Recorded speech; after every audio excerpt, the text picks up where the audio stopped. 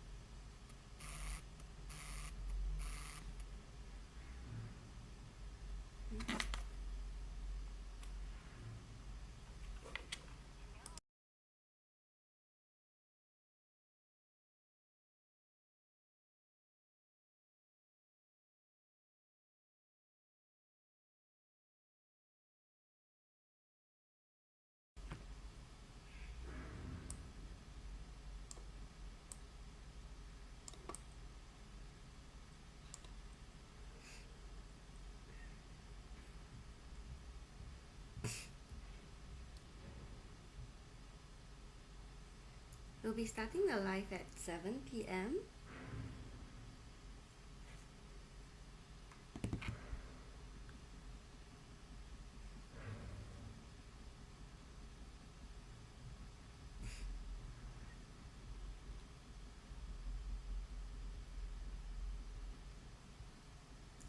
If you're here, you can take a look at the question first and then try solving them on your own.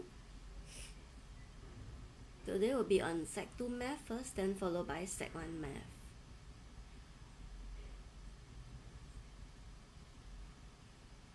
You can get the worksheet from our link in the bio.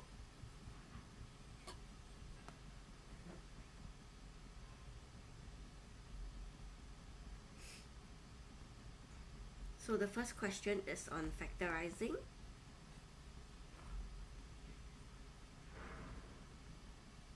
Do try question 1A, and if you're done, you can send in your answers via the chat.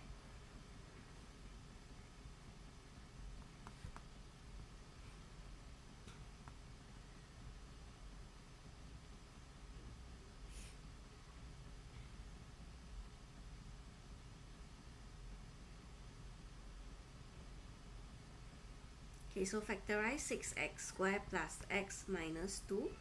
So there's only 3 terms here. So what kind of factorization is this?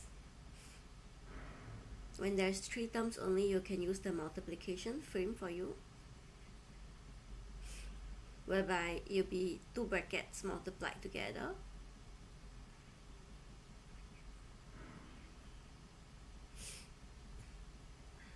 Okay, do try factorizing it out on your own.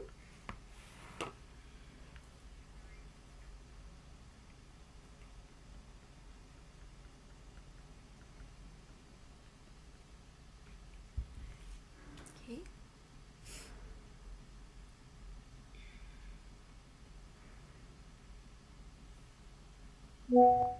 So the first term will be from these two first term multiplied together, and then the last term will be these two multiplied together.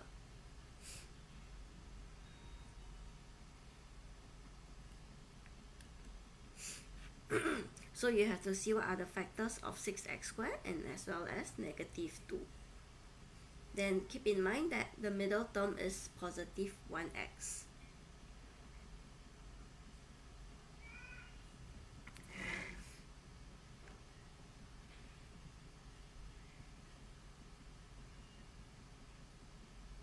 So since the middle term, the coefficient is very small, so for 6x squared, we try to find the combination of the factors that multiplied together, which is also smaller. So you can have either 1 times 6 or 2 times 3. So in this case, we'll try 2 times 3 first. So we'll have 2x times 3x, that gives us 6x squared here.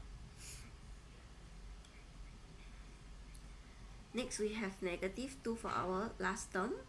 So what times what give us negative 2? It can be negative 1 times 2, or it can be 1 times negative 2.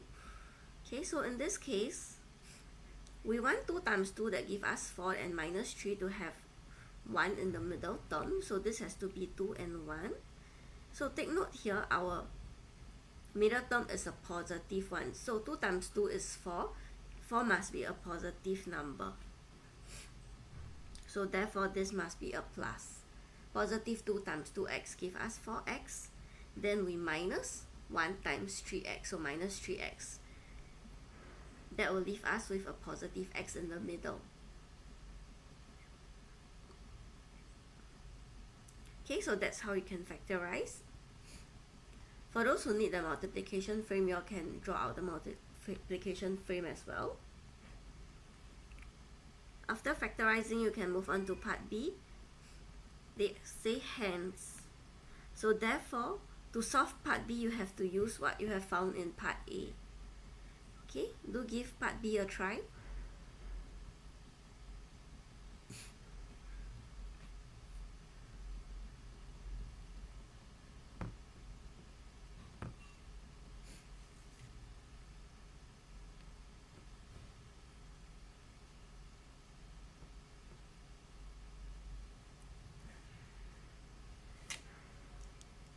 You can send in your answers when you're done with part B.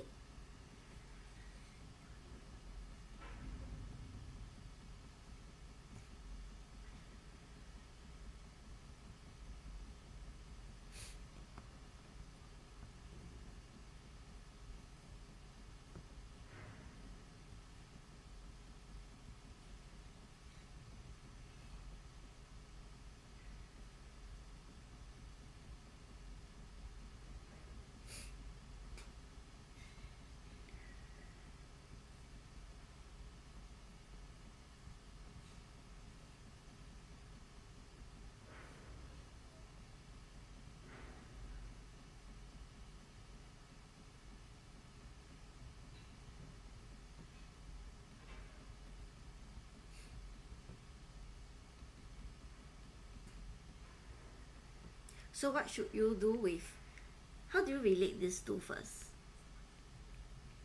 This and this. Can you see that you're actually replacing this x with 6?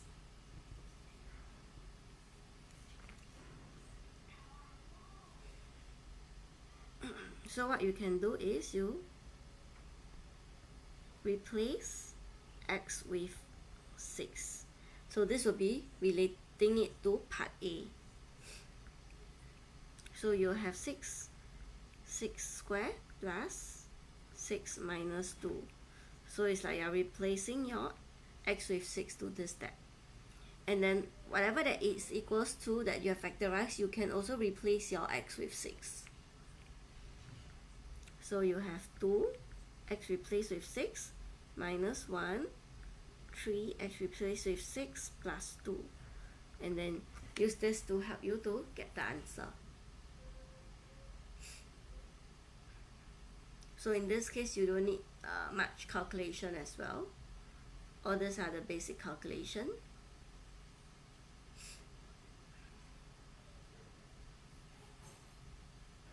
Okay, so 2 times 6, we have 12. Yep, that's right. So 12 minus 1 multiplied with 18 plus 2, we get 20. So technically it's 11 times 20. So 11 times 2, we have 22. Then we add a 0 behind. Okay. So when they say without the use of a calculator, make sure that you show your steps clearly.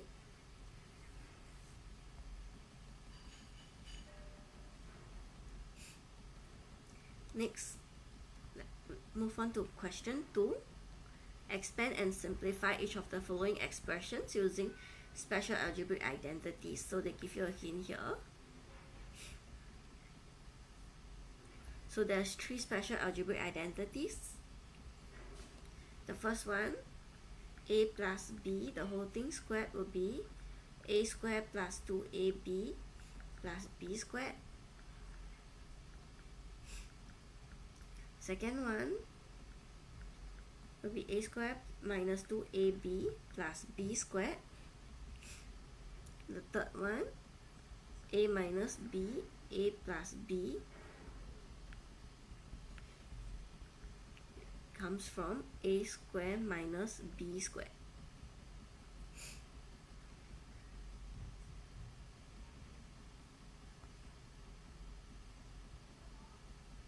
Okay, I've written down the special algebraic identities for you, so try to apply them into question 2.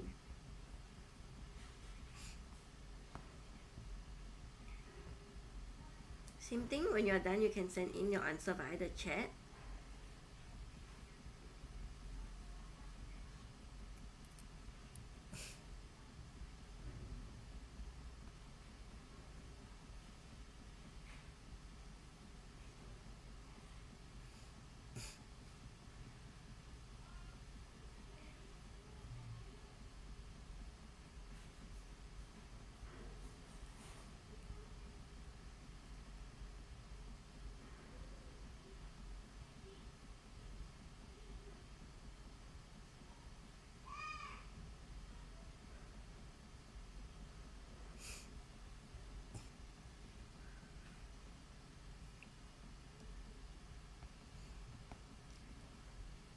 Okay, so after this step, you will need to expand your answer.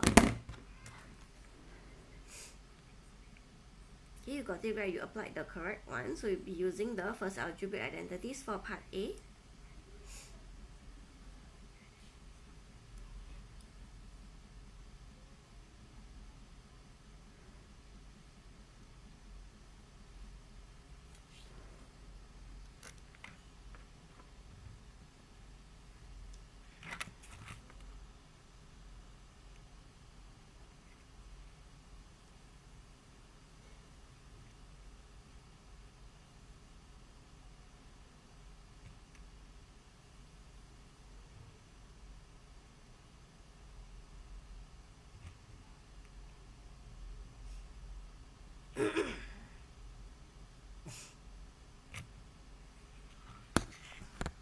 Okay, so part A, we have 5x plus 3y the whole thing squared.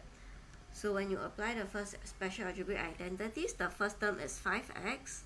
So we have 5x the whole thing squared plus 2 times the first term times the second term plus the second term squared. Okay. Oh, we just need to expand and simplify them. We don't have to factorize back. So if you factorize back, you get back the what's the question is asking. So expand means I want to take 5x the whole thing squared will be 25x squared plus then 2 times 5 times 3, so I'll have 30 times x times y, so xy plus 3y the whole thing squared is 9y squared. So this is after you expand. Okay, you can't simplify here because there is no like terms.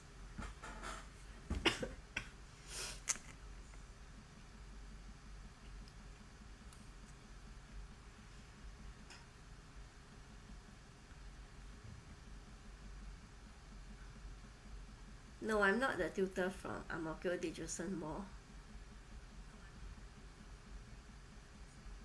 Oh, okay. So weird, how come the chat forbid you to type the answer? Or maybe you leave more spacing, not sure if it works. Let me try.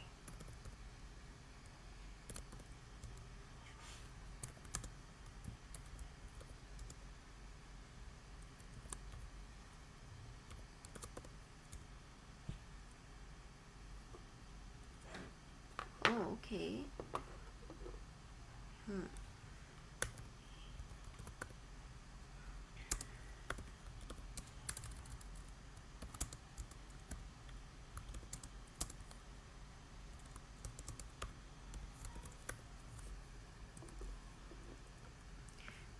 Okay, you can put 2 spacing between the plus sign, in between the plus sign, then you will be able to type in your answer.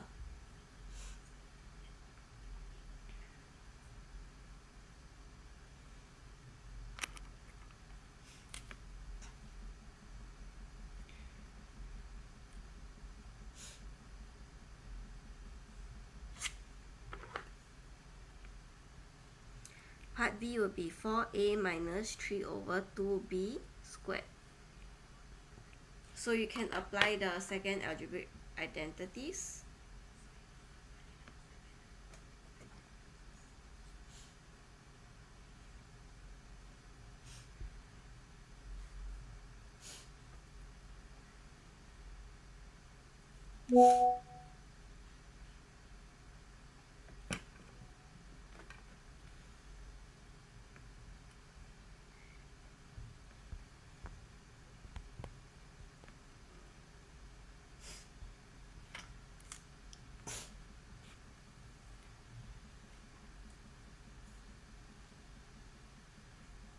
Okay, those who are here can try question 2b.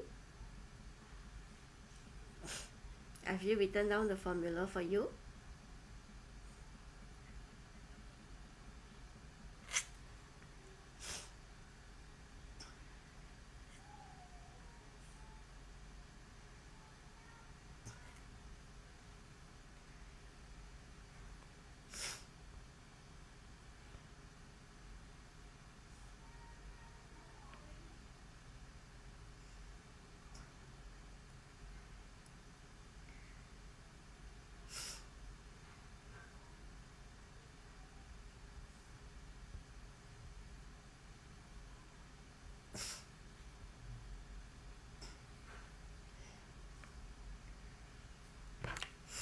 Okay, so apply the formula, the first term for A,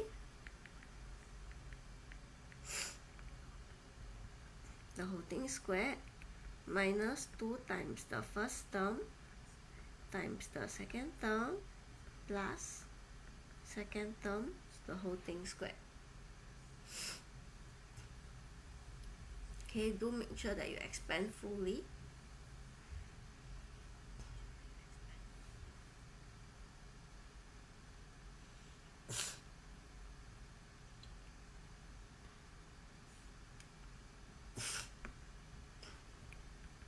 So for A, the whole thing squared means 4 squared is 16, so we have 16A squared minus, I can cancel the 2, so I left with 4 times 3 is 12AB, then plus 3 over 2, the whole thing squared, 3 squared is 9, 2 squared is 4, so 9 over 4, B squared.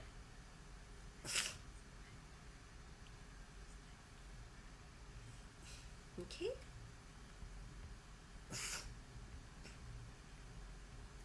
Next, we can move on to question 3, whereby you have to make the variables in the bracket the subject of the formula. So this means I want it to be on the left hand side of the formula. The rest must be on my right hand side. So for part A, means they want P equals to something. All the other variables or alphabets should be on the right hand side.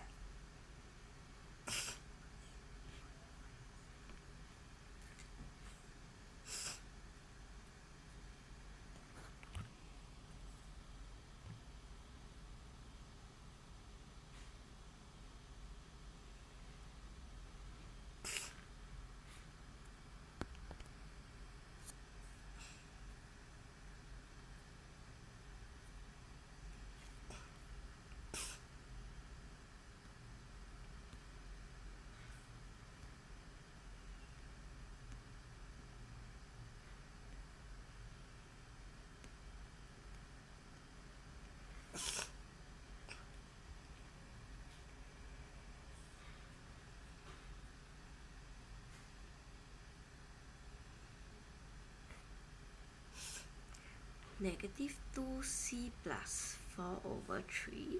How do you get that?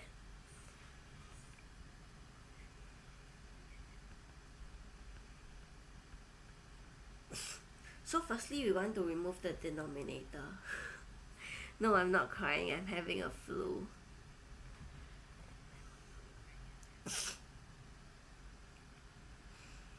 Okay, so to remove the denominator, we multiply by 2p throughout.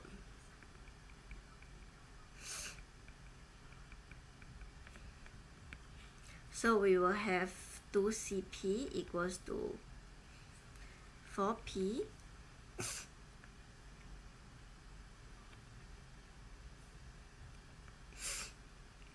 equals to, minus 3.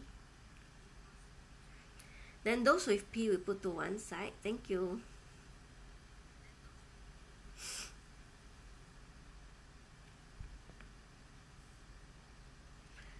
Okay.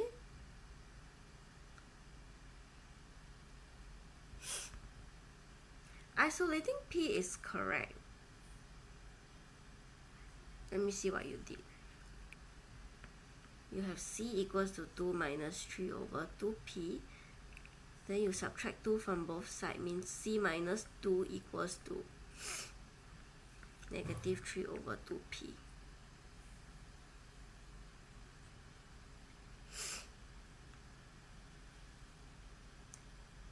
Then multiply both sides with negative 2 over 3. So it becomes 2 times 2 minus c over 3 equals to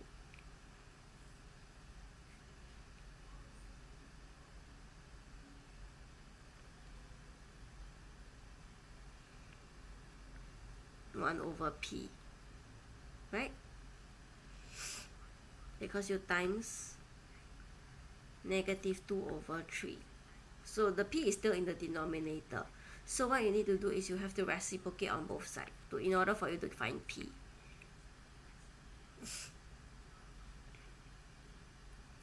So if you want to get P, right, you have to reciprocate. Then you'll be P equals to 2 minus C. Okay? So for this one here, we can put the 4P together on left hand side by subtracting by 4P on both sides. Then after that, factorize out the P. And we divide by 2C minus 4 so that we can isolate P. Okay? Either way works.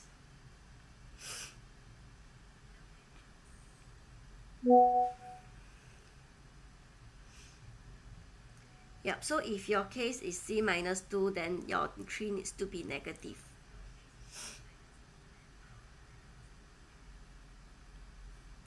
Okay, when you're done, can move on to part B.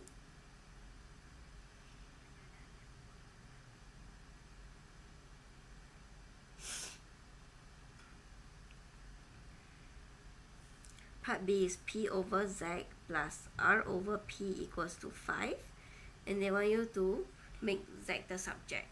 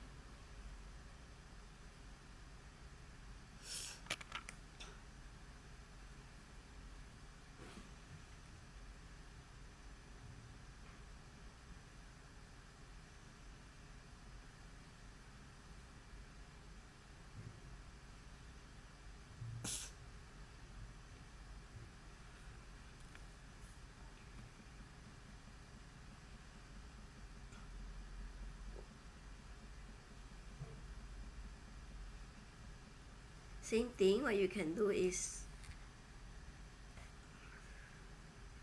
you can try to remove the denominator first.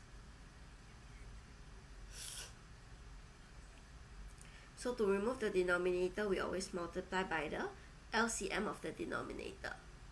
So in this case, you can multiply by PZ.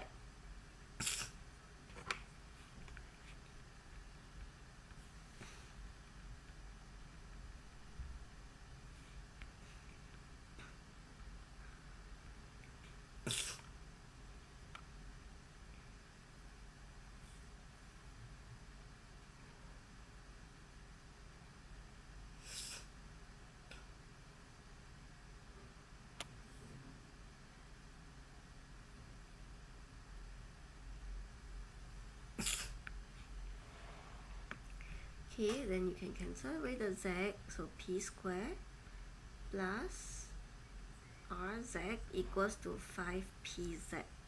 So since you want to make Z the subject, we try to put Z together. So we have 5PZ minus RZ equals to P squared. Because we want Z to be alone, we have to factorize out the Z. Then we have 5P minus R. So Z equals to P squared over 5P minus R.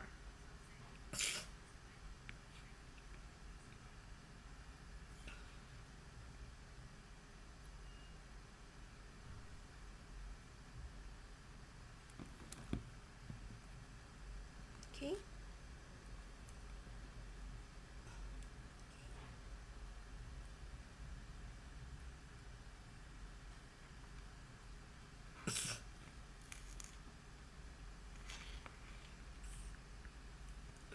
Part C, 3 over P minus 2 over square root Q equals to 1 over R.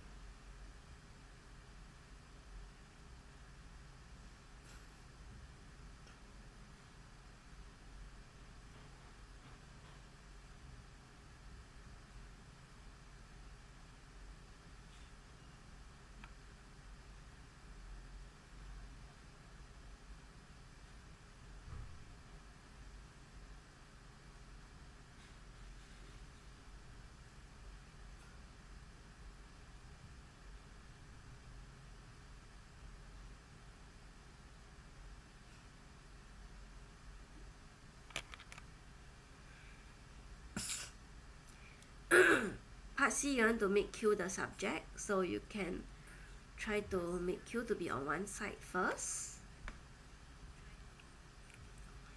So we want 2 over square root Q to be alone, then the other side will be 3 over P minus 1 over R.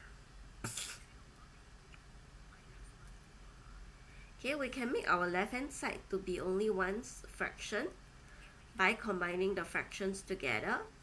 So we have 2 over square root Q equals to 3R minus P over PR. Okay, when we make them to have the same denominator of PR. Then we reciprocate this 2 fraction on both sides. So we swap the numerator and the denominator. We swap the numerator and the denominator on both sides, because we want to make Q the subject. Okay, so it goes to PR over 3R minus P.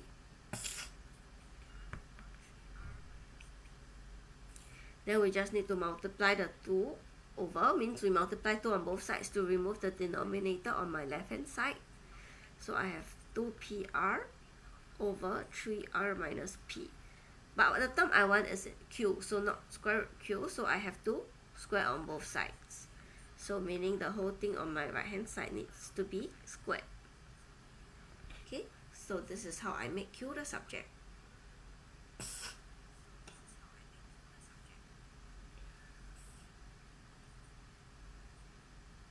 Okay, part D.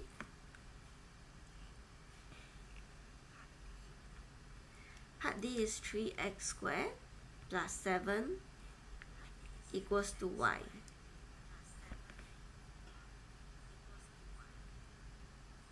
Okay, you can try. Make x the subject.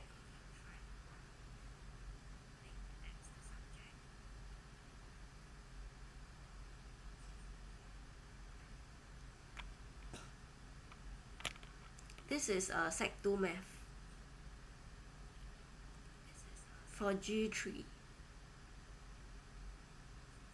but it's a revision.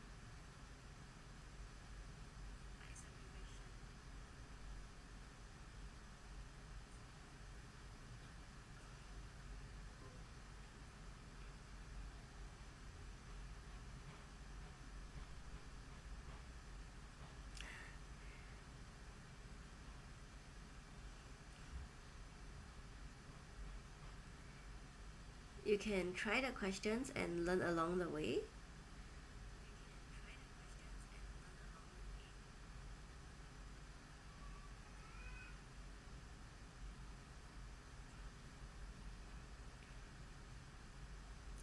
Okay, so if you want to make x the subject, you try to isolate x only. So whatever that's not x, you can just shift over to the right hand side.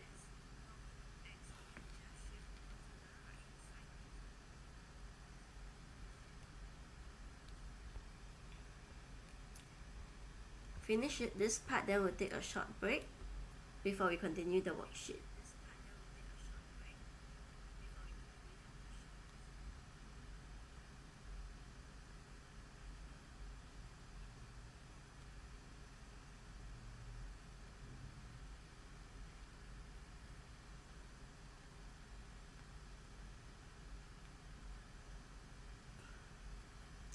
Okay, so we have 3x squared equals to y minus 7. We minus 7 on both sides first.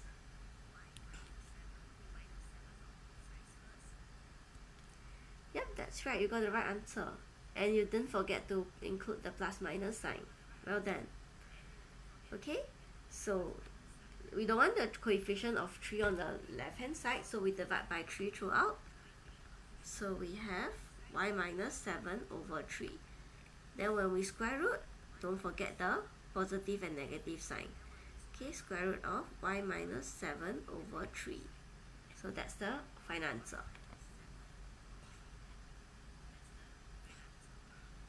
Okay, you can take a short break, like maybe 3 to 5 minutes, before we continue with question 4. Those who want can also take the time to work on the remaining questions first.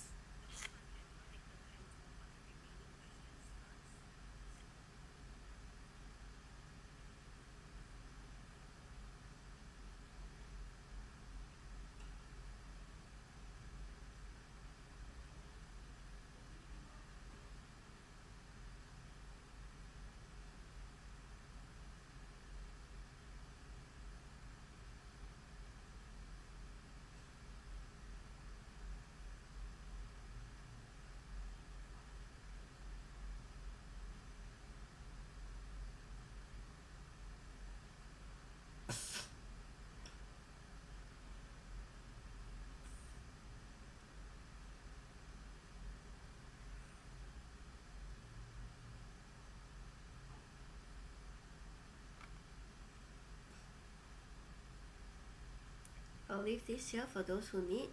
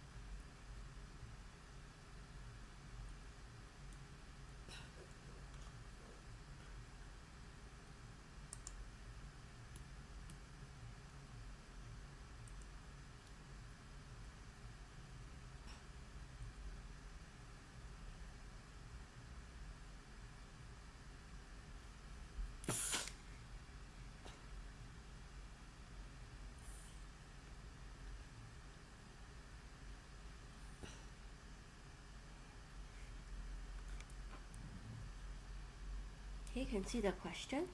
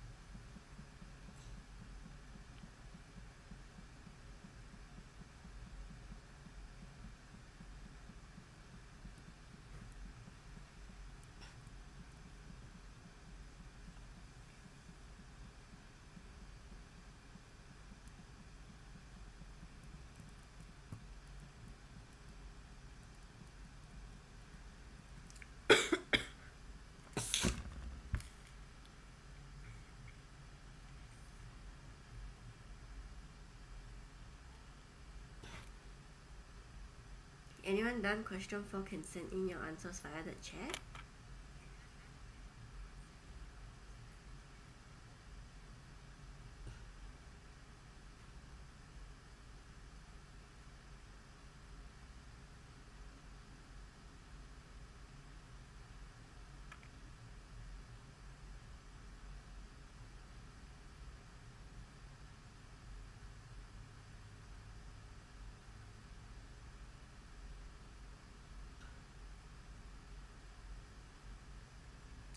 Yep, that's right.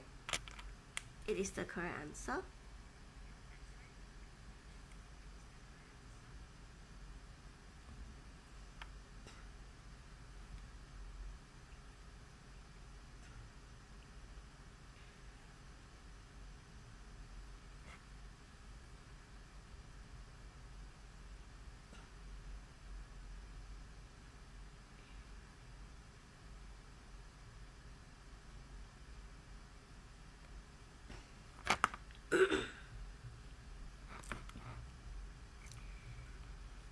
Okay, if the expression 3x squared minus 1.3x minus 1 can be factorized in this form, where a, b, c, and d are integers, find the sum of a, b, c, and d.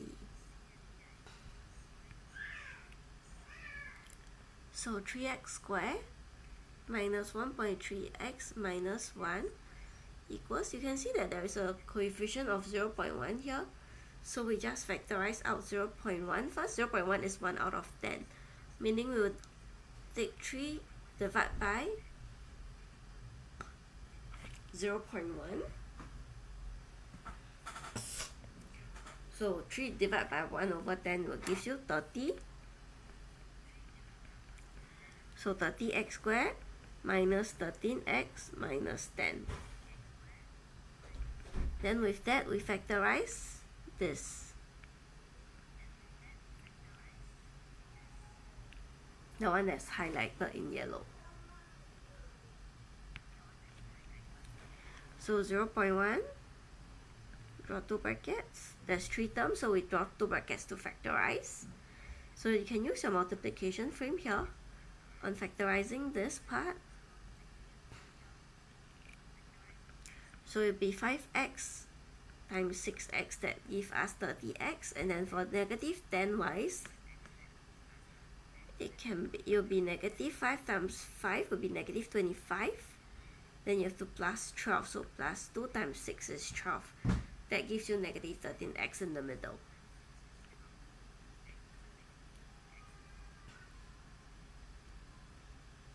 Okay, then we compare them with this a, b, c, d. So it doesn't matter as long as the a is a coefficient of x, same for c. Either way it's okay. So it can be a equals to 5, b equals to 2, c equals to 6, and d equals to negative 5. Or the other way around also can, if your a is equals to 6 and c equals to 5 and so on. Okay, because ultimately you are just finding the sum of all these 4 numbers. So the answer will be the same.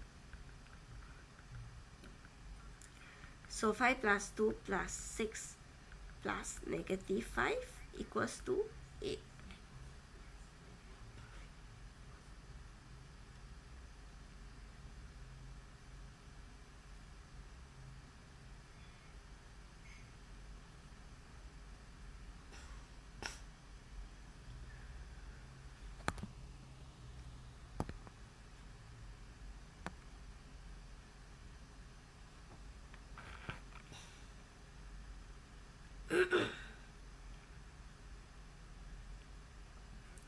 Those are done. Move on to question 5. Question 5 is without the use of the calculator. So think of how you can evaluate this without the calculator. So question like this, they didn't give you any hint. Some certain questions they'll give you hint. Like what can you apply here? So in this case, you can try applying one of the special algebraic identities.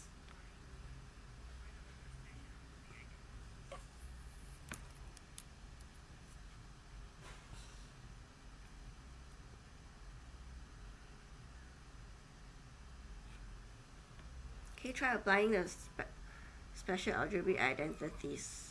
You see that it's something square minus something square, so definitely you have to apply a square minus b squared. This special algebraic identities, whereby this is equals to a plus b, a minus b. Okay, do give this a try.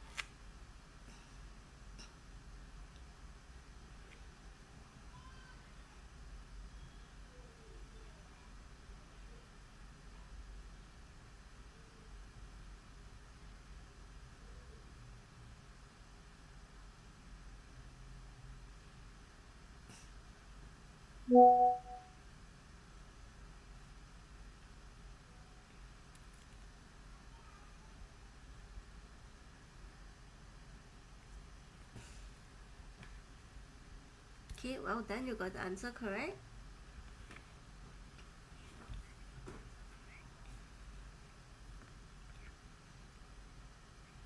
So this will be equals to, your A is 95, your B is 5 in this case.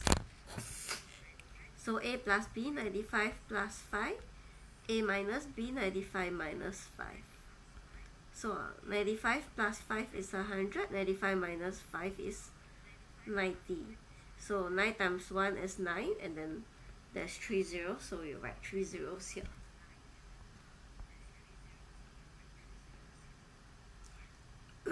Those who are done can look at question 6.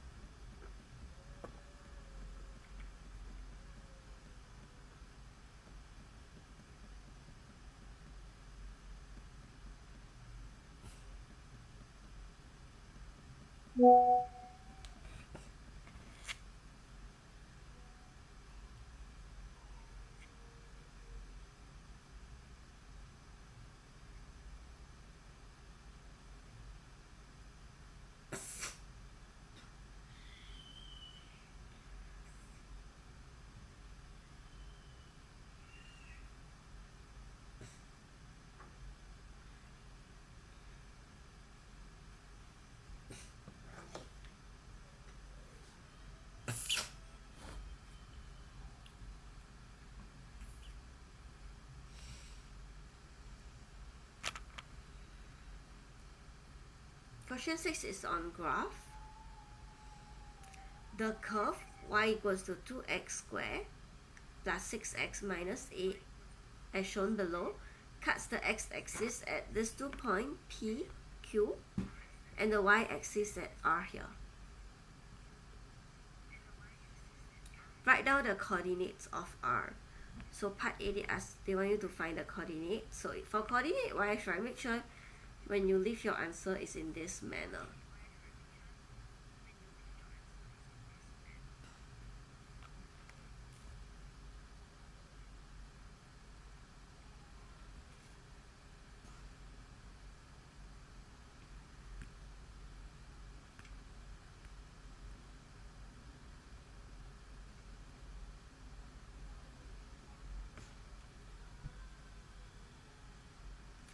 This is Sec 2 Math, G3.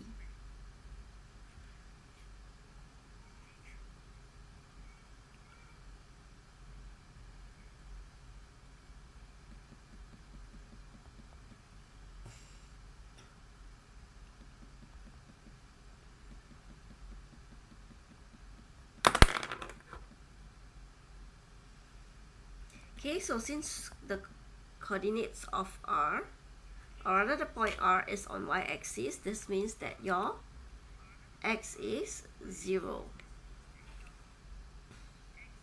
So at y-axis, x equals to 0. Therefore, when x equals to 0, you can find the y-coordinate of R by substituting x equals to 0 into the equation.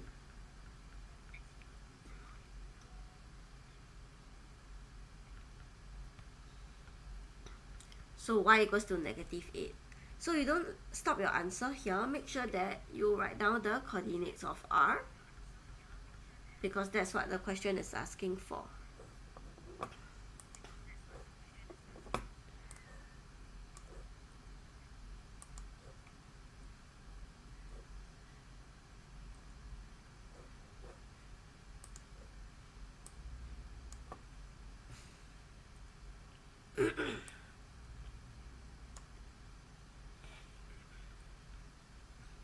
Okay, part B.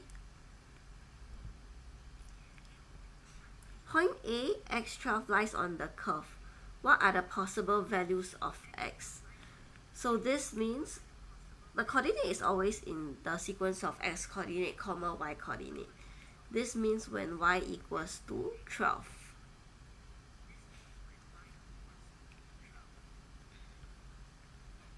So when y equals to 12, you can find the respective values of x.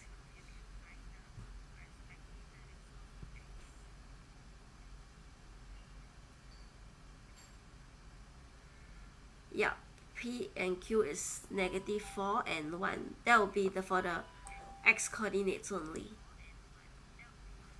because they are points p and q. So what you have found is the x coordinate of point P and x coordinate of point Q.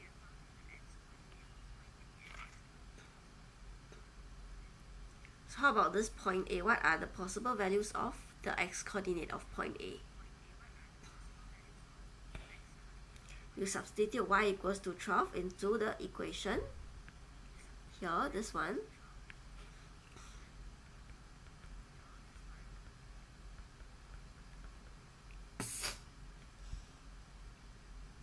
Then solve for it. So minus 12 on both sides. Then I can divide by 2 throughout. And then with this we factorize, so that you can find the x value. So x squared has to be x times x. Then for -10y, it will be 5 times 2, because the difference of 5 and 2 is 3, and our middle term is 3. Since it's a -10 means one of it must be plus, one of it must be minus.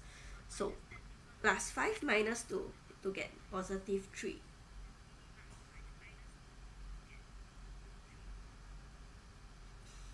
Okay, so therefore x plus 5 equals to 0, or x minus 2 equals to 0. So x equals to -5 or x equals to 2.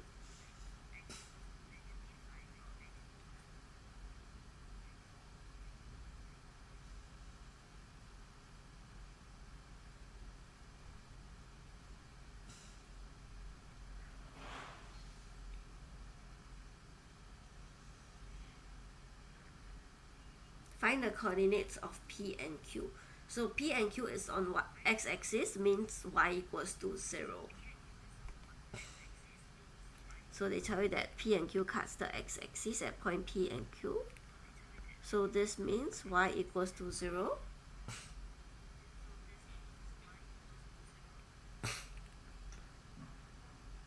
Part C, when y equals to 0, same thing, substitute inside the equation. So 2x squared plus 6x minus 8 equals to 0. Then divide by 2 throughout.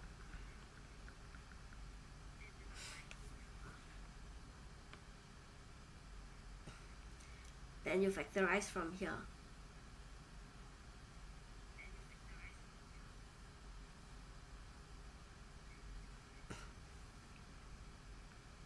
So you can draw two brackets to factorize. X squared always will be x times x.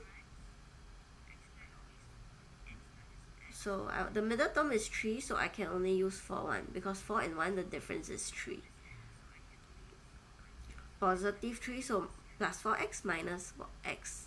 Therefore, plus will be with 4, and then negative sign will be with 1.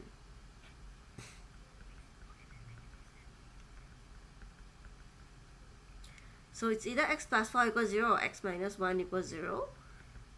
So x equals to -4 or x equals to 1. So when you look at this coordinates of point P and Q, point P is on the left side of the origin. Can see that, or rather on the left side of y-axis, and then point Q is on the right side. So point Q must be positive x coordinate, and your point P must be negative x coordinate. Okay, so they will take their respective values. Point P will be -4 0. The y coordinate is 0, don't forget. And your point Q will be 1, 0.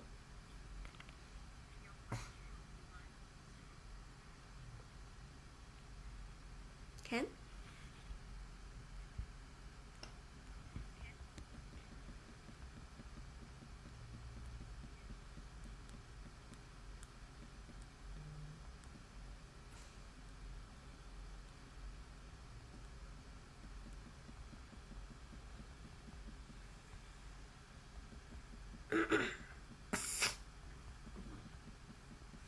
Last part will be on part D.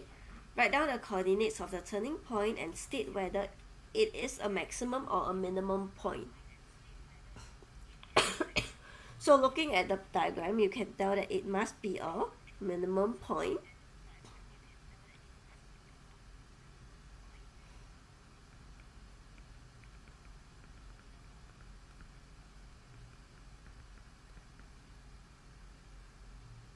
So before we can find the turning point, we have to find what is the line of symmetry. The line of symmetry will always be halfway the x-intercepts.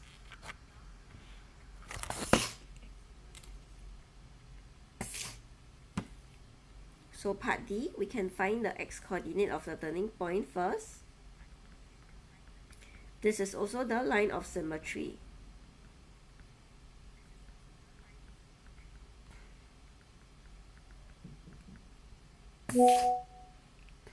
So it's equals to -4 plus 1, and then you divide by 2. Add up the two x-intercepts. Yep. After this will be the sec 1 practice.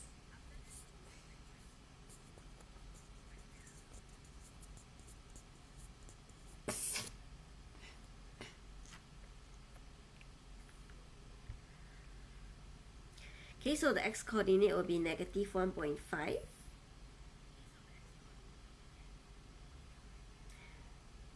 So if they were to ask the line of symmetry, then the equation of line of symmetry will be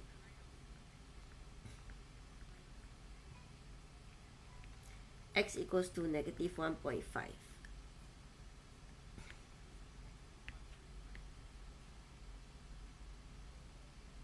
Can see.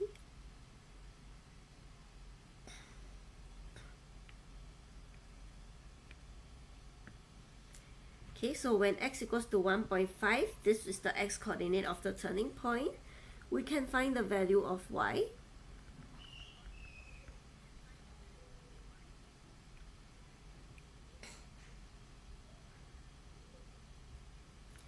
Okay, substitute x equals to -1.5 into the equation.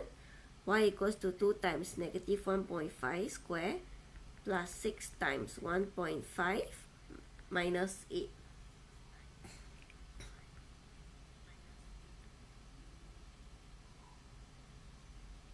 It will be equals to -12.5. So with the x-coordinate and the y-coordinate, we have found the turning point.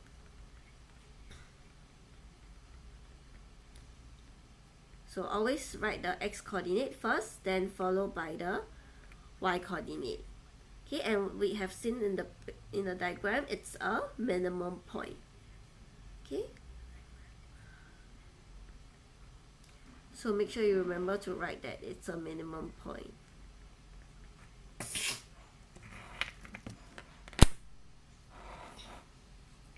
Can?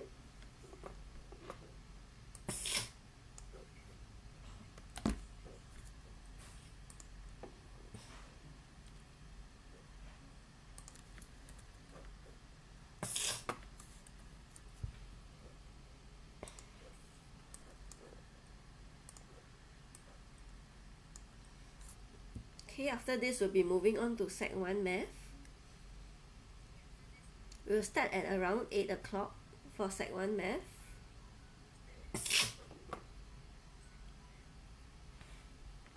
Anyone still need this page?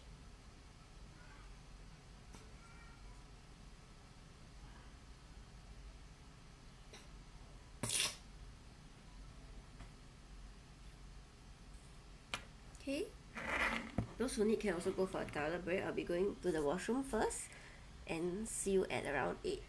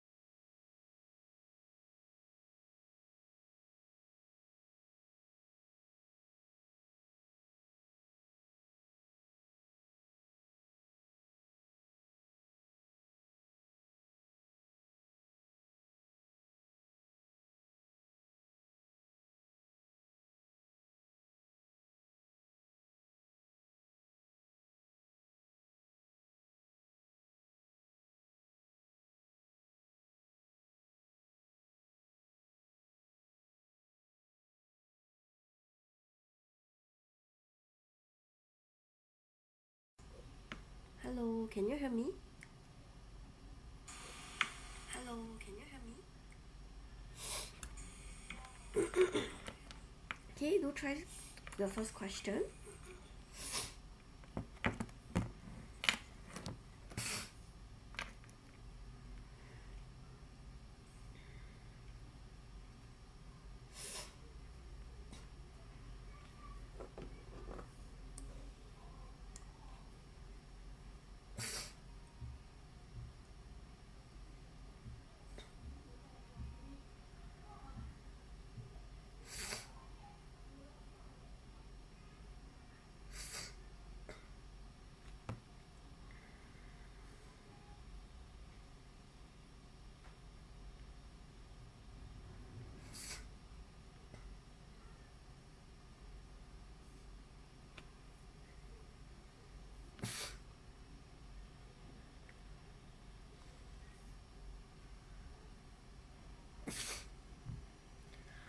So first question is on percentage.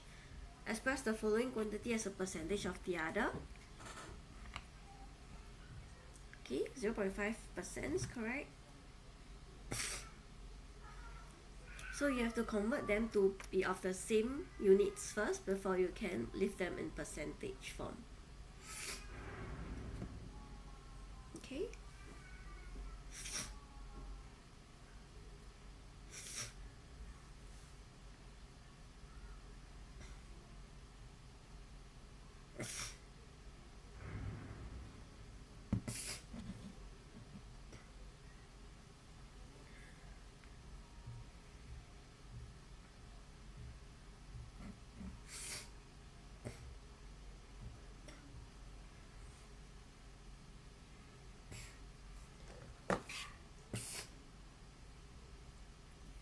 Part B, 120 seconds of 3 hours. Same thing. Convert the hours to seconds first, then you can leave as a percentage of the other.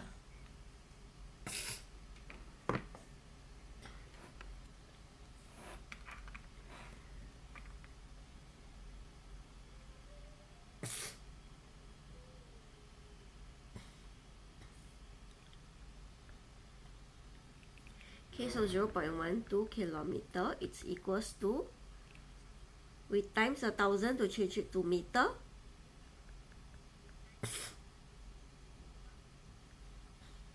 So it'll be 120 meter. Then 120 meter change to centimeter, we times 100.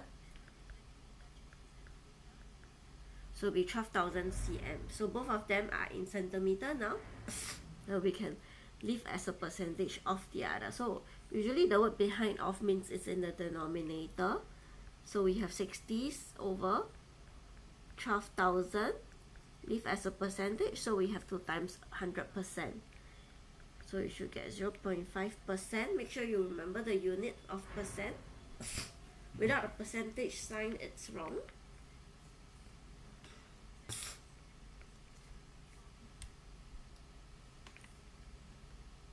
Part B.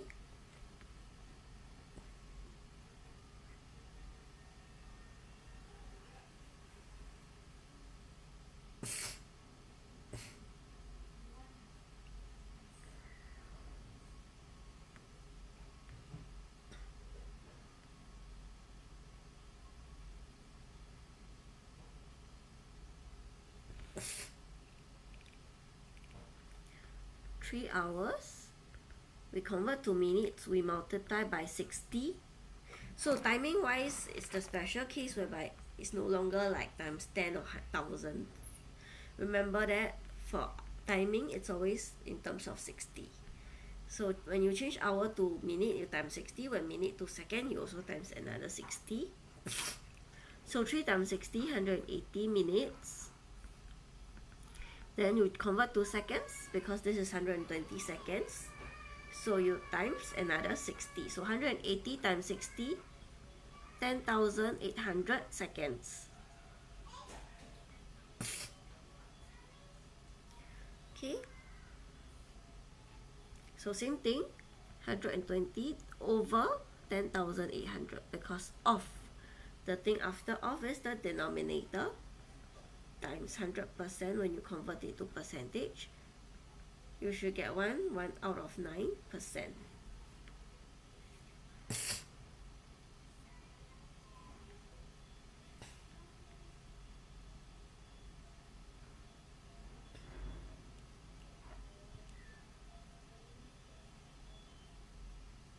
Okay, those who are done, move on to question 2.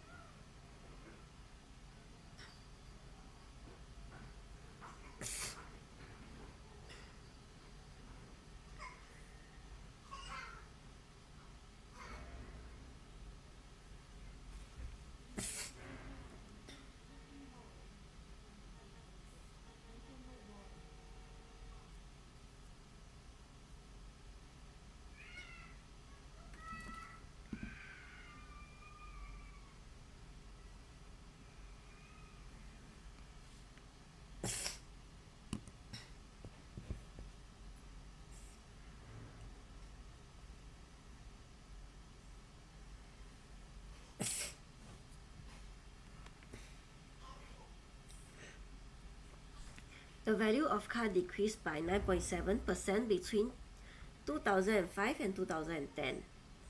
In 2005, the car value at this amount. Find its value in 2010. So there's a decrease here.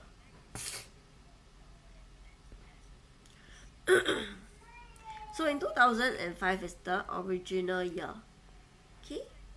So whenever there's an increase or decrease in the percentage, right, you always base it on the original value. So in 2010 is after the decrease.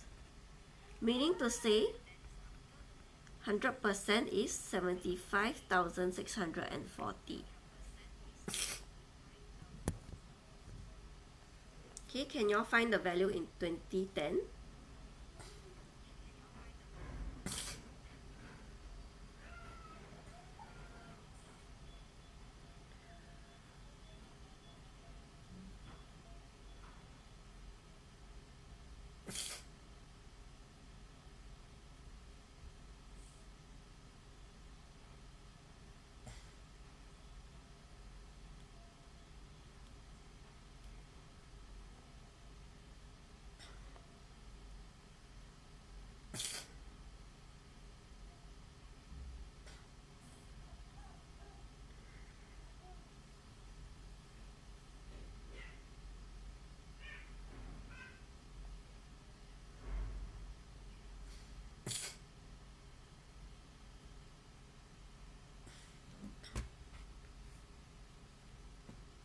Yep, you can.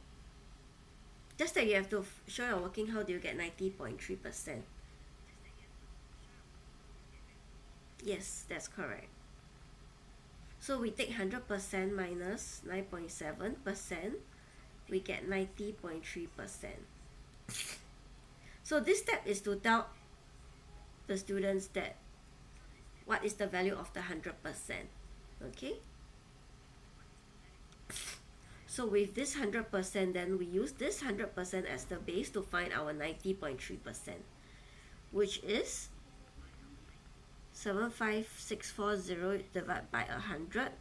This will give us 1%, then times 90.3. So we have 68,302.92. So this will be the value in 2010.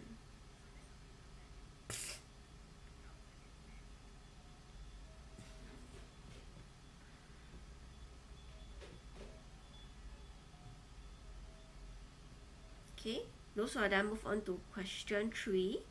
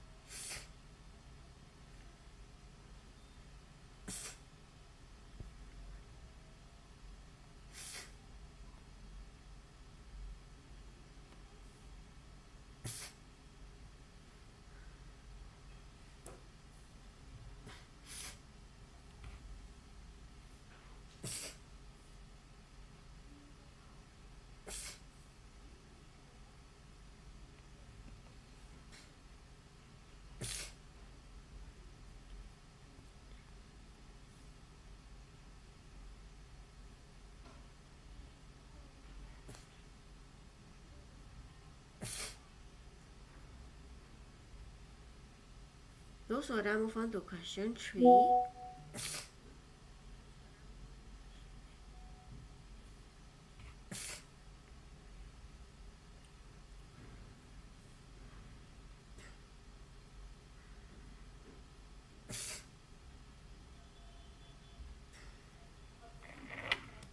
They tell you that a car has a marked price of 85,000.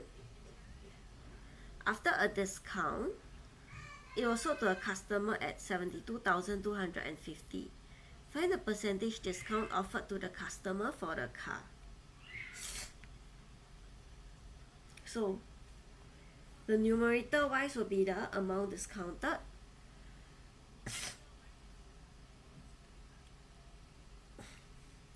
So to find percentage discount,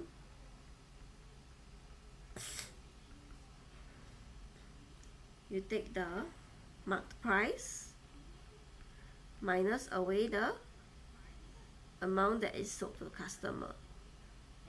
We will find the amount of discount.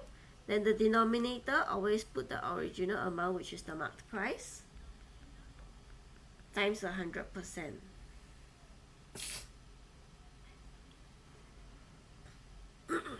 Okay, so the percentage discount here is 15%.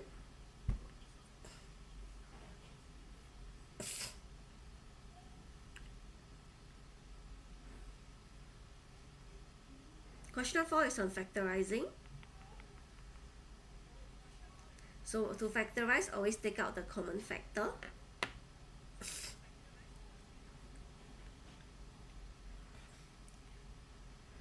So part B requires you to change a little bit to find a common factor.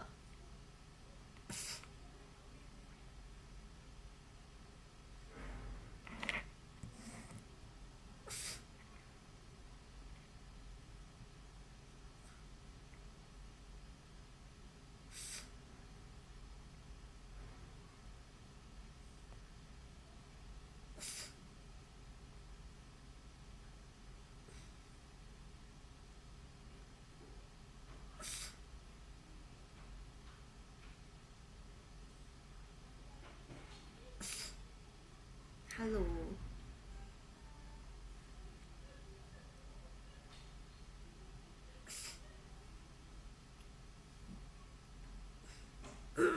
Anyone factorize for question 4A already? Can send in your answers when you're done. Yes, I'm having flu. Is it very obvious from my voice?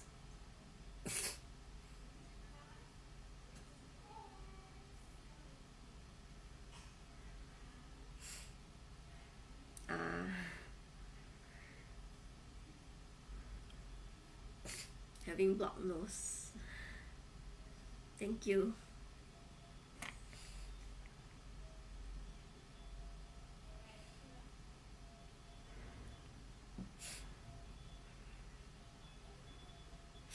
Can you tell me what is the common factor for question 4A?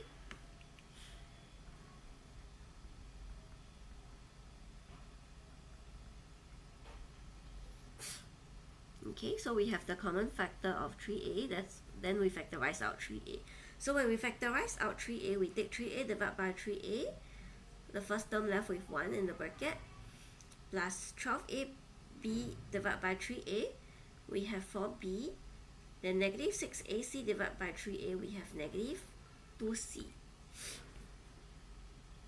Okay, so that's the answer for part A.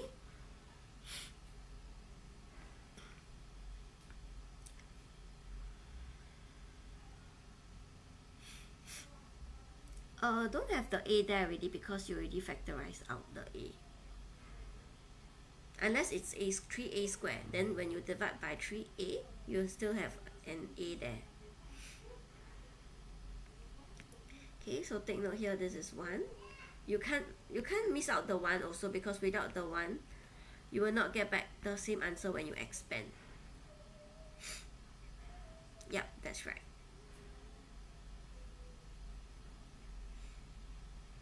So for factorizing, right, you can check your work by expanding them back again. Make sure you get back what the question says. For part B, anyone, what's the common factor here?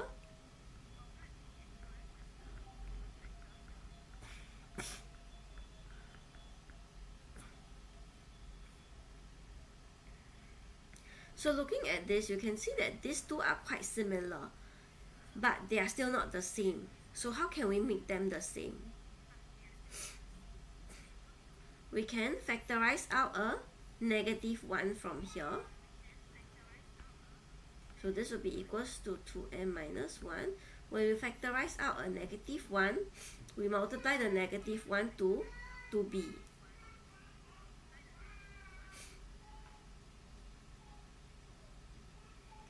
Yes, that's correct. As long as the numerator and the denominator is the same, when you simplify them, it will be equals to 1. Okay, so for this part,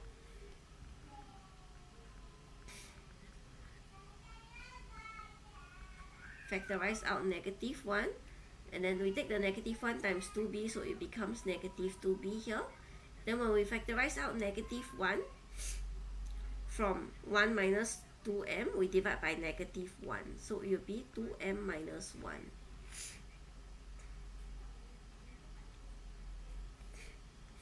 Okay, so with this, you can see that there is a common factor of 2m minus 1.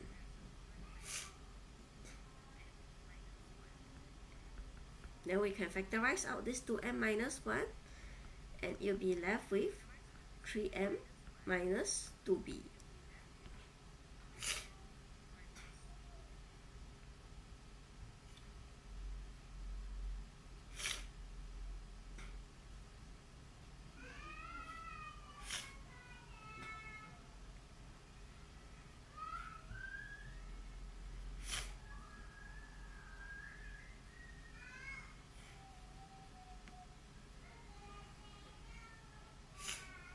Okay, those who are done can move on to question 5.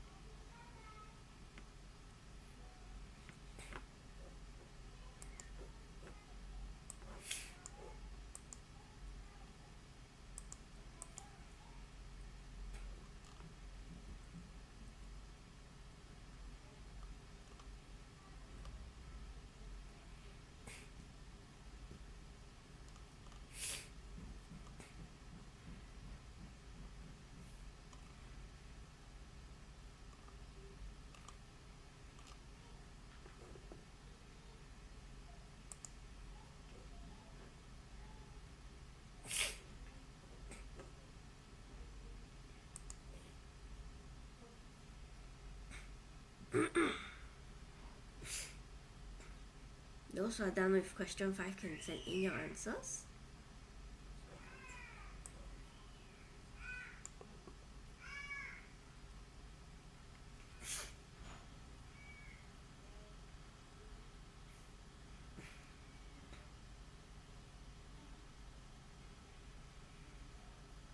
Well done. You got the correct answer.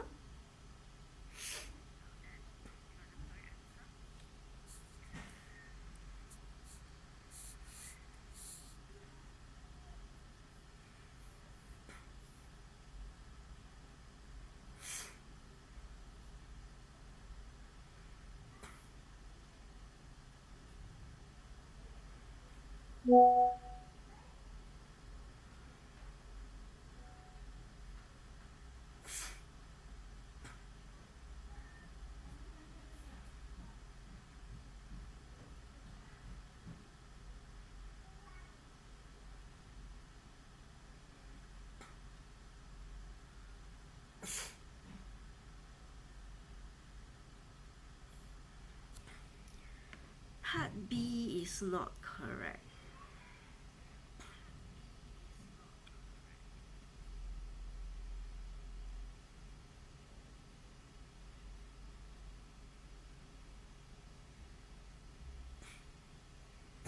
You can try part B again. The profit is 12.5%. So this profit is from the selling price.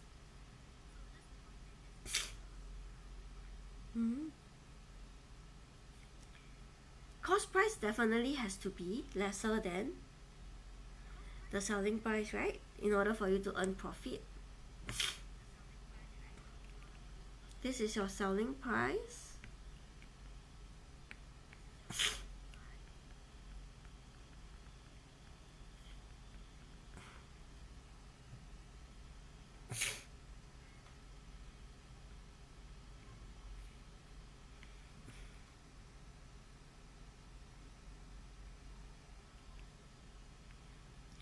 So profit means the amount that you earn. So it's like selling price minus cost price will be your profit. So to make a profit of 12.5% means the cost price is always 100%.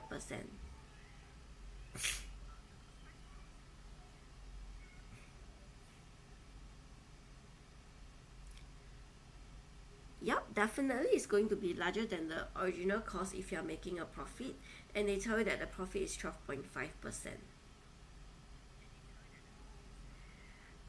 I'm inside a room. Yeah, but I think it's my son banging on my door.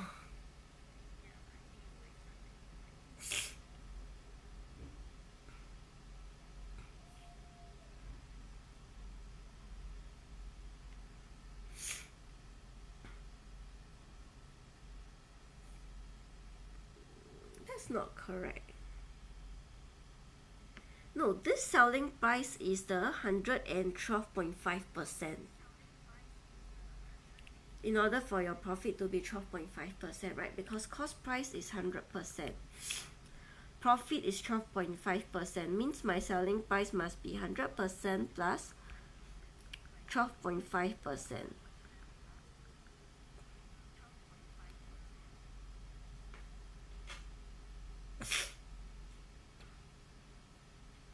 I think this question for part B, you don't have to factor in the discount. You don't have to bother about the discount anymore. The discount is more for part A.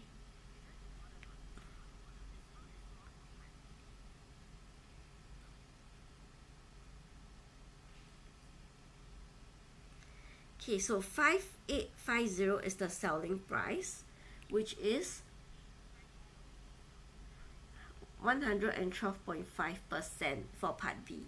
Then you have to find 100% because they're asking for cost price.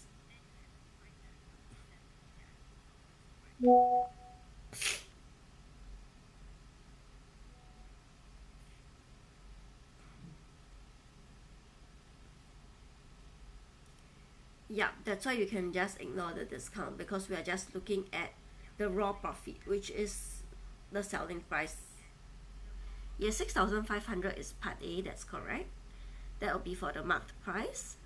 So after offering a discount of 10%, means 100% minus 10%, this 90% is your selling price. So 90% is 5,850. So to find the marked price, we find 100%. So we take 5850 divided by 90 times 100.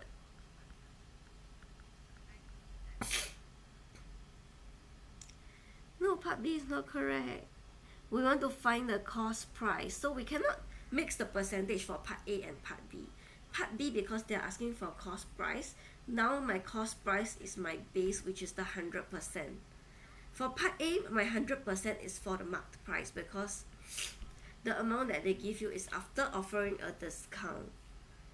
So the original price is actually the marked price. That's why my marked price is 100%. And 5850 is my 90%.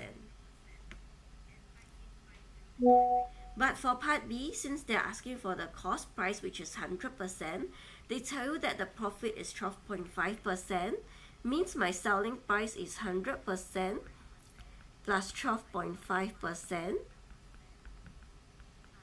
This is my selling price. These two questions, right, their percentage have different bases. So 112.5% is 5,850. We want to find 100%. Does this help already? You want to do your calculation again?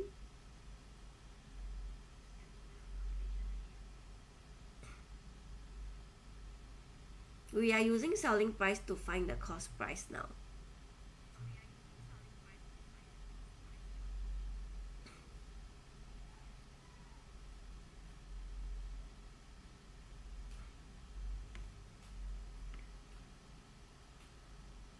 Do you have a different answer now?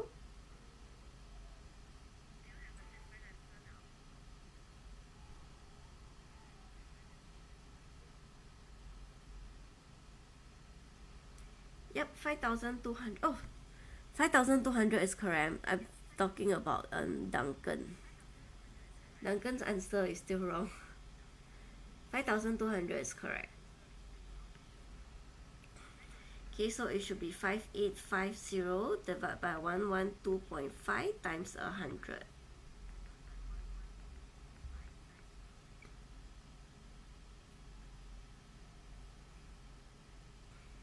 Duncan, you managed to get this answer?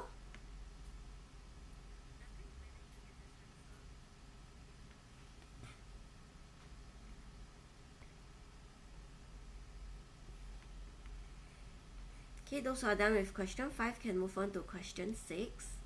Okay, good. Do try question 6.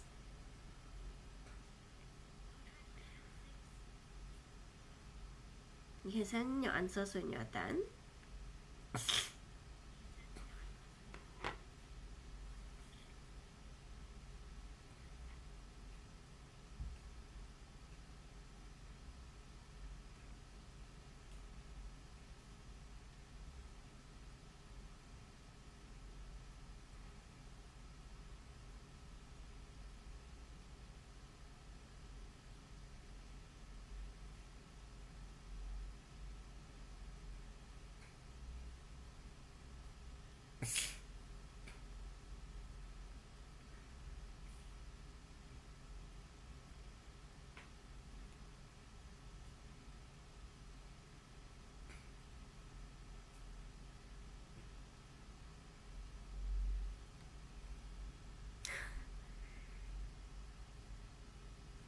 Okay, so is that correct or wrong? Or you want to try again for question 6? What answer do you get for question 6?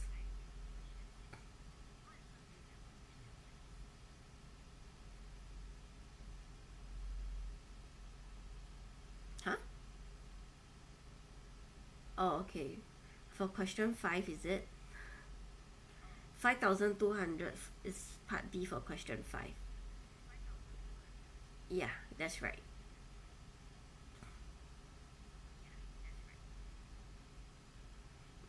That's correct. Oh. Hua Sing Long got the correct answer. Duncan, your answer is not correct. What is 5070?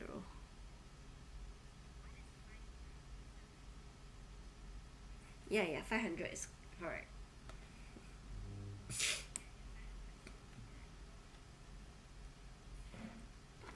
Okay, Leslie sold a watch to Melvin at a profit of 20%. Melvin then sold it to Noel at a profit of 30%. So if Noel paid $780 for the watch, calculate how much did Leslie paid for the watch. So we are actually working backwards here.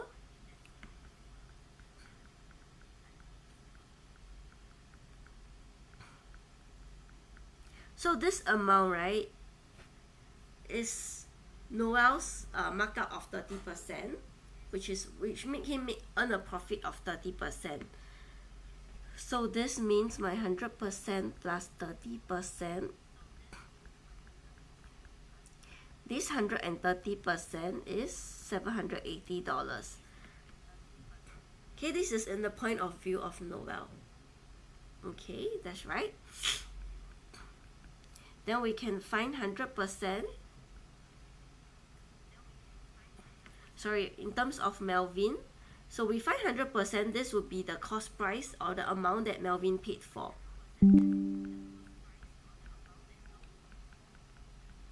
So 780 divided by 130 times 100, $600. So this is the cost price for Melvin. And the cost price for Melvin is also the selling price for Leslie, which means this amount Leslie make a profit of 20%. So I draw a line to differentiate. So in terms of Leslie, she made 20% by selling it at $600. So my 120% here is the $600 paid by Melvin. Okay? So to find the cost price for Leslie, I find 100%.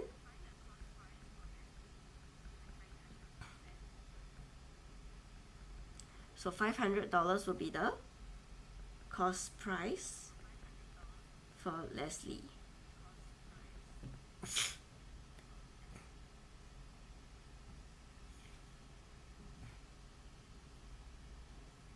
Okay.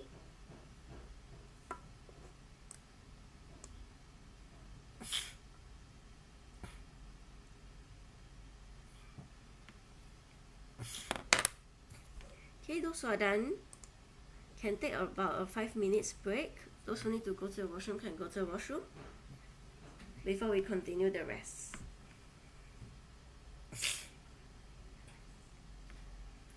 Those who want can also take the time to finish up the 2 questions.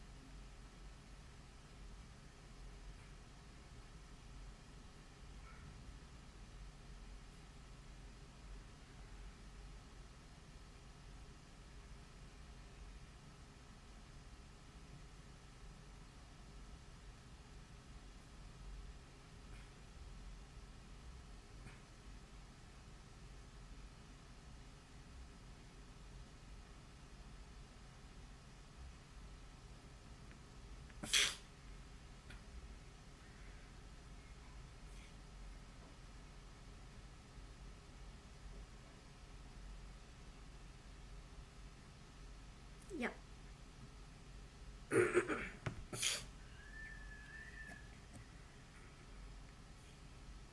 During the break, you all can also continue the questions.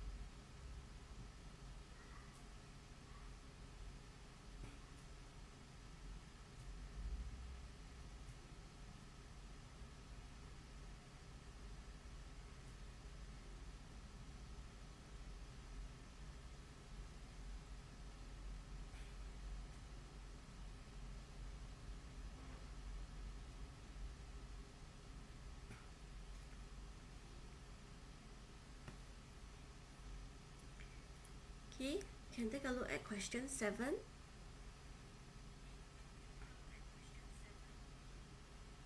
Same thing, you can send in your answers when you're done with question 7.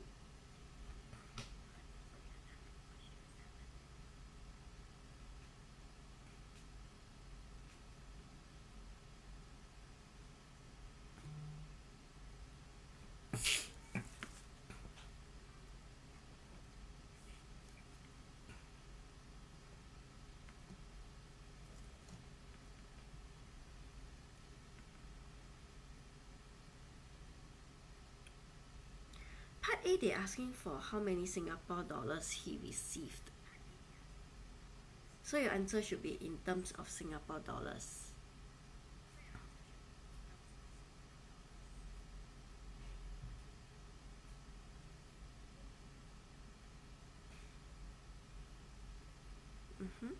Yep, that's correct.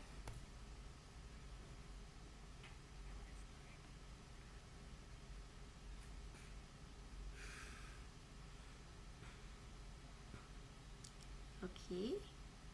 But well, 133.5 comes from where?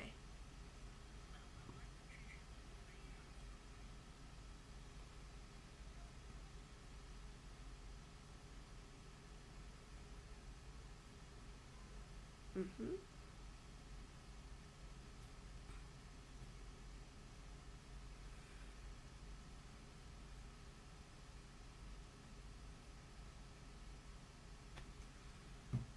25,000 divided by 79 will give you the correct answer.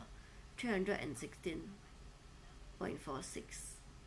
No, I'm asking the 133.50 yen.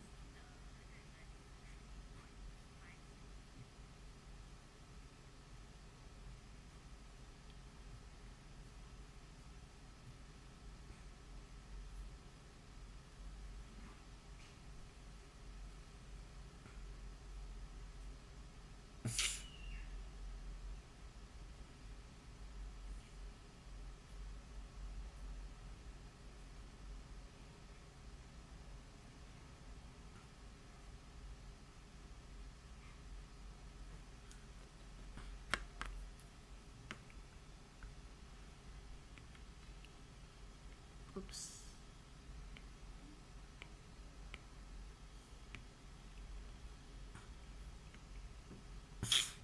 So one day the exchange rate between Singapore dollars and Japanese yen is $1 equals to 79 yen. Okay, always round off your answer to 3 significant figures. So Joel exchanged 25,000 yen into Singapore dollars. Calculate how many Singapore dollars he received.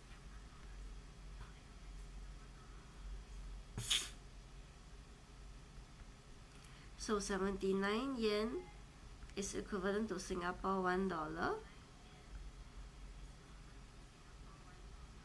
If he changed 25,000 yen, it will be equals to, okay, it's approximately first, Singapore dollars 316. Hold on. You have to take 2,500 divided by 79 for Singapore dollars, then it's approximately equals to Singapore dollars 316.4557, then round off to 2DP.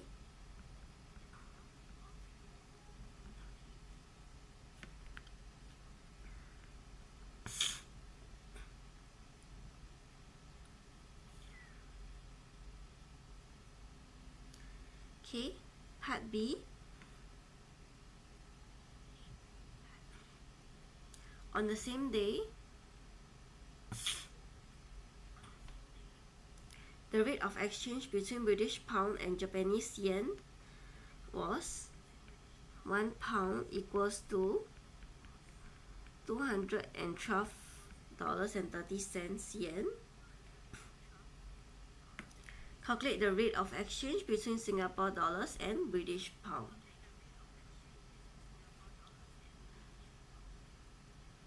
So you make sure that you have the exchange rate in your final answer. You can't just leave it at 0.3722 pounds. Okay, so this is what's given.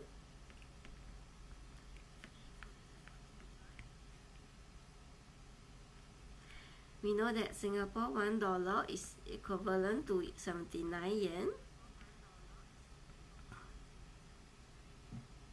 So convert to 1 yen means I have to divide by 71 over 79. It's equivalent to 1 yen.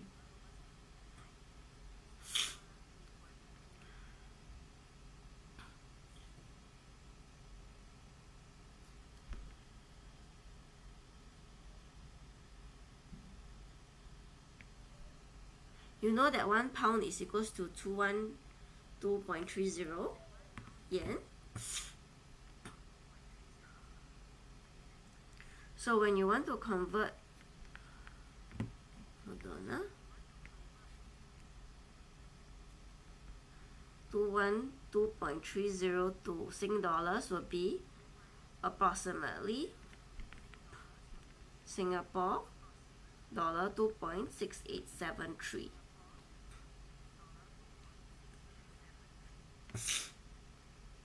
You just need to divide by 79. Okay, this one to here is divided by 79.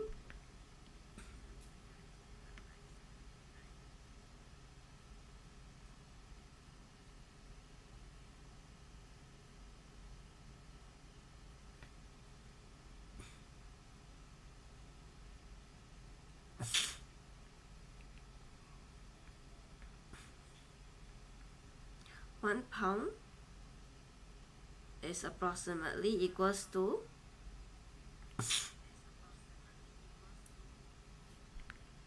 Singapore dollars 2.6873. So you can see from here 212.30 yen is 1 pound, and this 212.30 yen is $2.6873. Okay, so therefore they needs to be equal, or approximately equals to. And then with this we can find the rate, the exchange rate between Singapore dollars to British pound.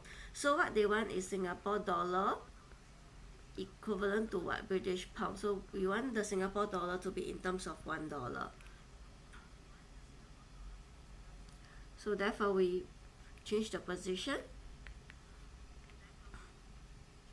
We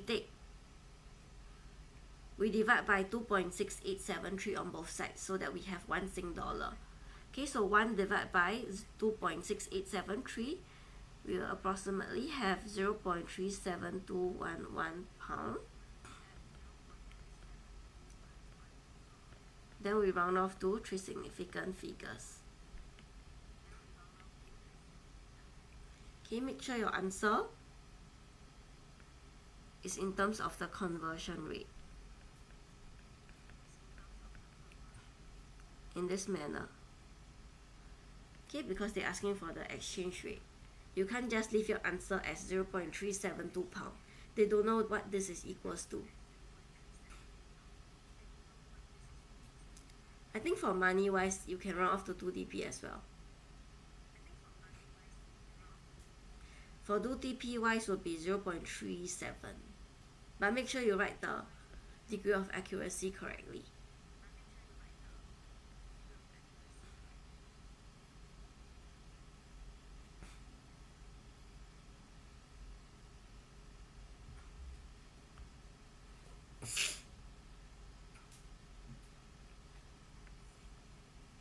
Okay, when you're done, you can try question 8.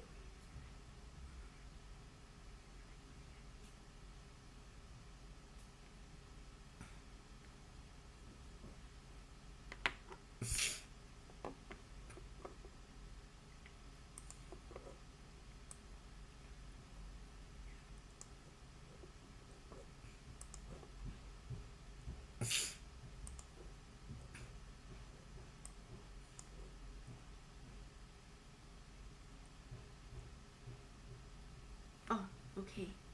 Actually, the worksheet is available in our link in the bio. You can just download the worksheet also. Can see the question?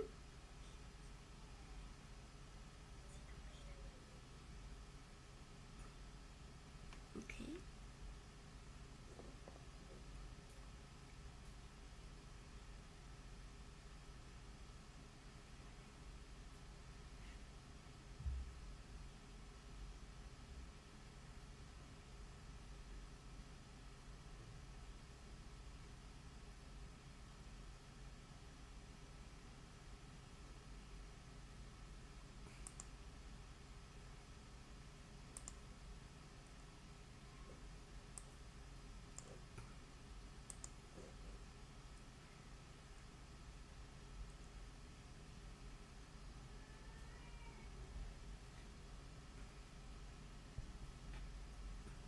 Yep, that's right.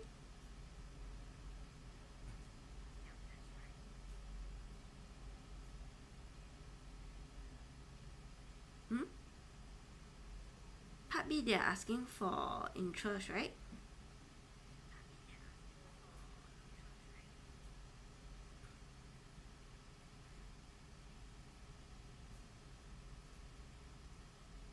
You can try part B again.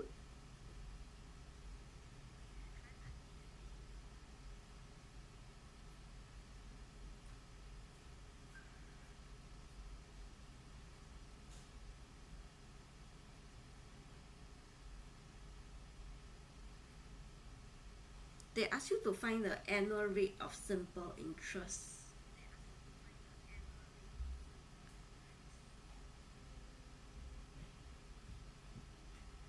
So this annual simple interest rate will be the same. Yes, correct.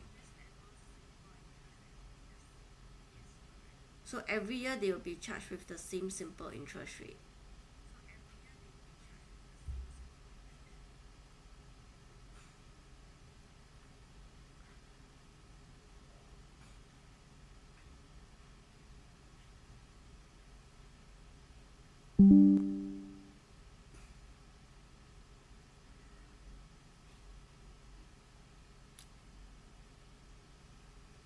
Why is your answer getting bigger and bigger? It's a percentage only.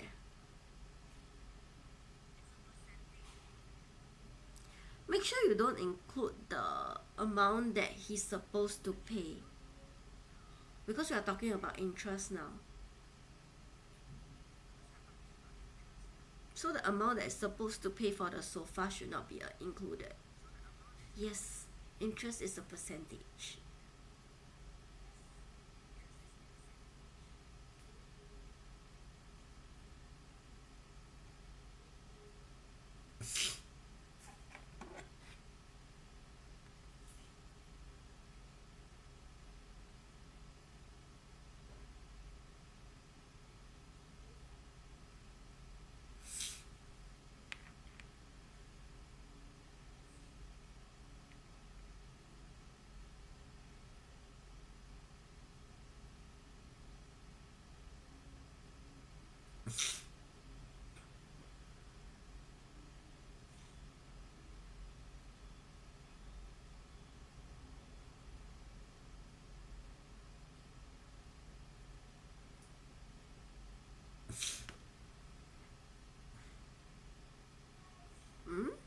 it's not 1/3%. You have to find what is the amount of interest in total, and then in order to make it simple interest, you find the amount of interest per year.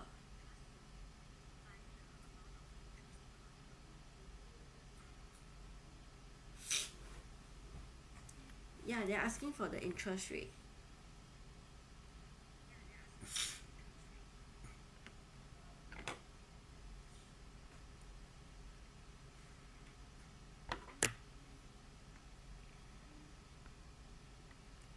Part A, a sofa set is priced at 1,200.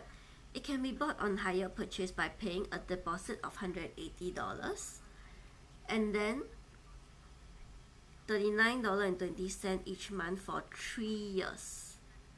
Calculate the additional amount the customer needs to pay if he buys a sofa set on the hire purchase basis. So part A is quite straightforward.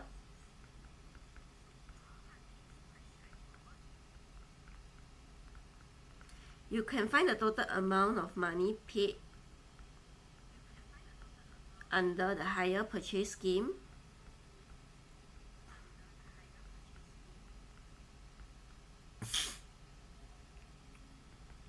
So it'll be $180 plus every month is $39.20 times 3 years, and there's 12 months each year. So total, the customer will pay $1,591.20. Yes, $391.20 is correct for part A. Then with this we can find the additional amount.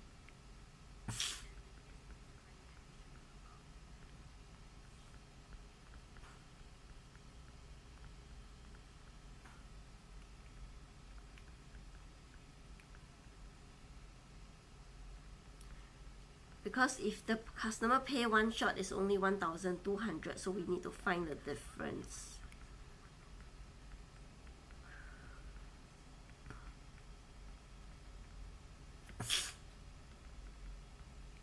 Okay, I think part B is the harder part. So the amount that the customer pay more, right, using hire purchase, means this is the amount that the customer pay for in terms of the interest charged to the customer. So this is like the interest paid in total.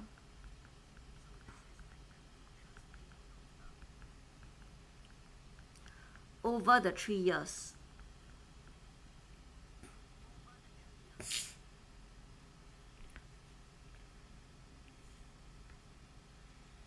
Okay. So you can find simple interest rate when you find the interest paid in 1 year.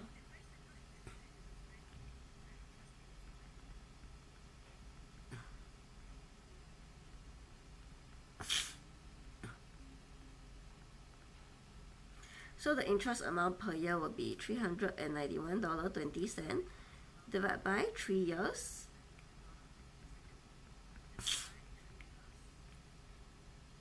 Can? I think your denominator is wrong because you don't loan the whole amount, right? You pay a deposit of $180 already. So this $180 should not have any interest being charged to it. Because you didn't, the amount that you loan for, right? Can see or not? Amount of loan or amount that is borrowed will be $1,200 minus $180 because this $180 is deposit. You already pay. So this should not be charged with any interest. This part will have no interest.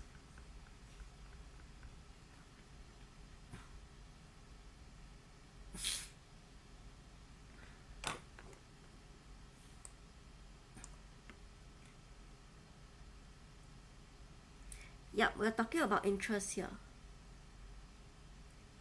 Yes, definitely it's considered as interest. That's the point of they let you delay the payment over 3 years. So it's like the goods itself will be the loan that you are taking, but you have to pay money for it, which is in terms of interest.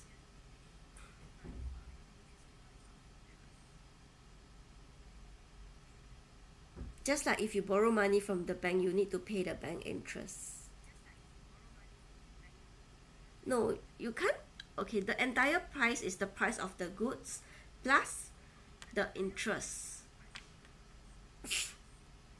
For part A, the total amount that's paid for, right? In this amount here,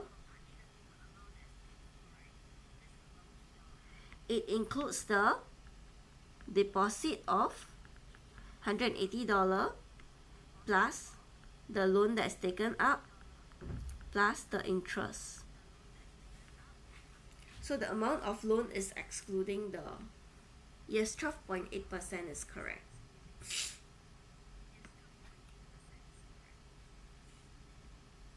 So technically the amount of loan you can also deem it as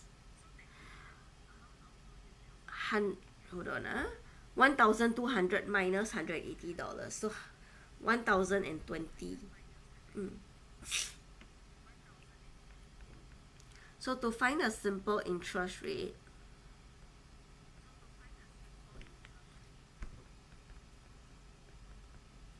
make sure you got the base correct.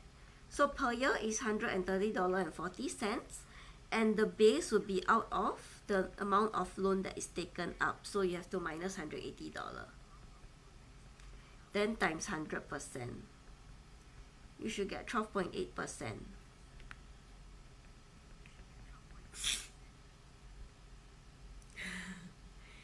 Yep, this is the last question already. Anyone still need this page?